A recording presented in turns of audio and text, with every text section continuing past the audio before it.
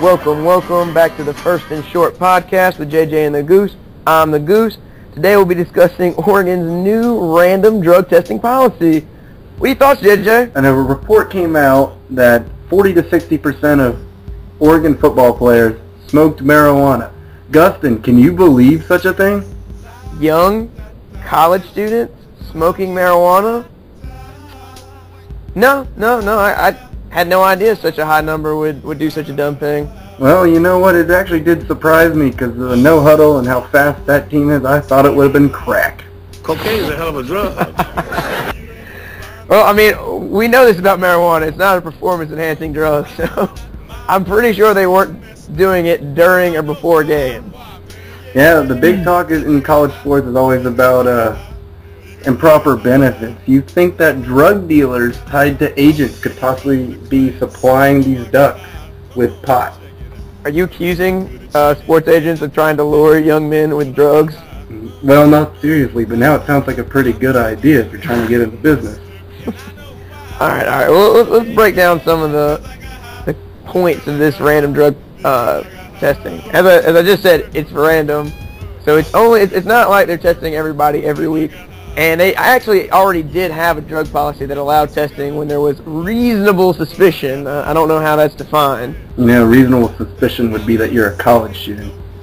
But I will say, when I read this article, and the headline comes out on ESPN.com, could you just imagine a worse headline for Oregon if you're trying to get recruits? Come to Oregon, where we might drug test you more often than any other Division I program. As an 18-year-old kid with a bright future, I don't know if I really want to go there.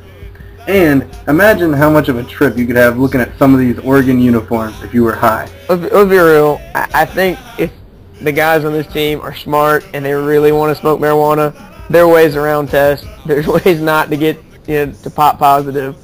So, I mean, while I think Oregon, what they're doing is in good nature, and I'm actually impressed in this day and age when winning is so important that a program would institute a policy that could come back to bite them. I don't think this is really going to stop anybody from using marijuana if they so desire.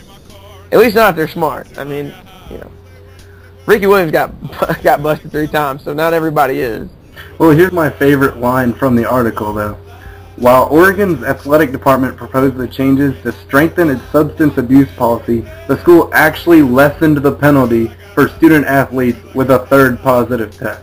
How dumb do you have to be to fail a drug test 3 times? I mean, we always say this when an NFL player fails a drug test at the combine, and we're always like, what are you doing? Because you cost yourself millions of dollars by failing that drug test sometimes. So you got to think, how stupid are you? But I'll go on the record right now. If it comes out that an Oregon player has a drug test and passes it using the Whizzinator, we will devote 10 minutes to how amazing the Whizzinator is on one of these podcasts. You down for that? I'd love to hear it. And I'm seeing here a 4th positive test comes with a dismissal and a loss of scholarship. So be warned, pot smokers at Oregon playing football. Don't get caught 4 times. I'm just saying, you fail 4 drug tests, then how are you possibly smart enough to be academically eligible? Like, this is not the SEC. These guys probably have to go to class. So, all I'm saying is, Oregon, not the greatest press ever, but really not a big deal. You did manage to make the front page of ESPN.com, so congratulations to you. For another First and Short podcast, alongside the Goose, I'm JJ. Thanks for listening.